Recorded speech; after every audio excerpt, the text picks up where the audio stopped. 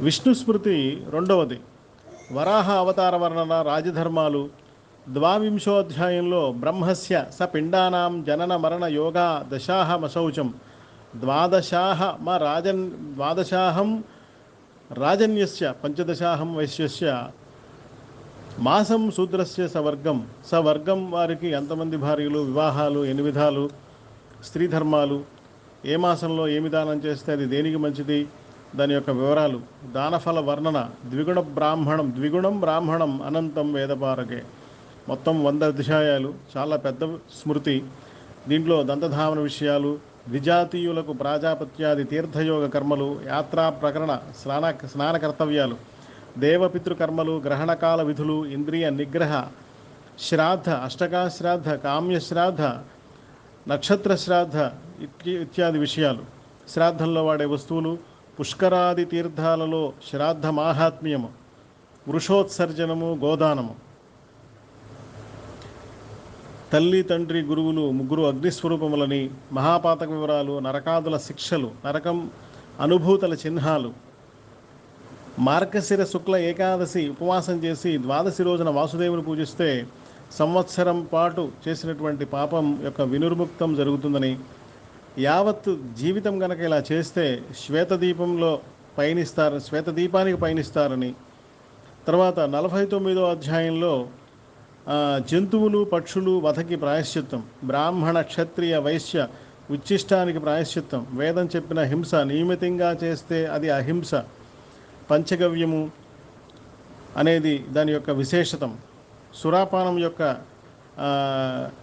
ఇబ్బందికరమైనటువంటి స్థితి, అశ్వమేధ అఘమర్షణ ప్రాణాయామాదులు సర్వపాపహరాలని, సబ్ వ్యాహృతి స ప్రణవం గాయత్రీ శిరస సహ త్రిహి పఠేత్ అయత ప్రాణాయామ స ఉచ్యతే అని.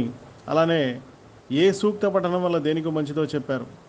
బ్రహ్మగారు నిద్ర అయిన తర్వాత జలం నుండి వరాహ రూపంలో విష్ణువు భూమిని ఉద్ధరించారని, అశ్వమేధ సహస్రంచ సత్యంచ తులయా ధృతం అశ్వమేధ సహస్రాది సత్యమేవ విశిష్యతే, సత్యం యొక్క గొప్పతనం, రాజద్రోహం, ద్వాదశపుత్ర వివరాలు, తర్వాత కృతత్రేత మొదలగు కాలం యొక్క వివరాలు, న ఔషధాని న మంత్రాశ్చ న హోమ న పునః జపాః త్రాయంతే మృత్యునోపేతం జరాయా వాపి మానవం యథా తేను సహస్రేషువత్ సో విందంతి మాతరం తథా పూర్వకృతం కర్మ కర్తారం విందతి ధ్రువం. నైనం ఛిందంతి శస్త్రాణి నైనం దహతి పావకః అని ఈ గీతాశ్లోకం సపిండీకరణ విధానం. మనస్సు సత్యం ద్వారా శుద్ధి పొందుతుందని, బ్రాహ్మణులు వివాహం ఎలా చేసుకోవాలి అని, బ్రహ్మ వివాహం వల్ల బ్రహ్మలోకం, ప్రాజాపత్యం వల్ల స్వర్గలోకం, గాంధర్వ వివాహం వల్ల గంధర్వలోకం పెడతారని వాళ్ళ పితరులు.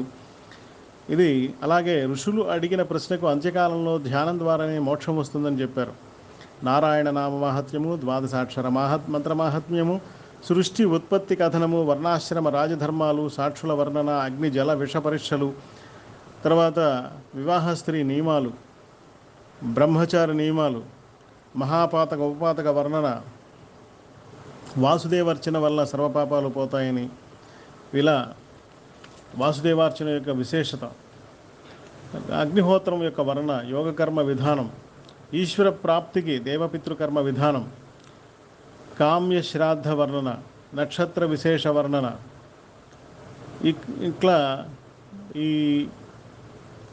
విశేషాలన్నీ కూడా చెప్పారు. విష్ణు ధ్యానం వర్ణన, ధర్మశాస్త్రం యొక్క మాహాత్మ్యము, తర్వాత నారాయణ మంత్ర మాహాత్మ్యము చెప్తూ కిం తస్య బహుభిః మంత్రైః కిం తస్య బహుభిః వ్రతైః నమో నారాయణాయేతి మంత్రః సర్వార్థ సాధకః నారాయణ నామ ఓమితి వేదమంత్రం యో నిత్యమేవ మనసా అపి సమభ్యసేం చ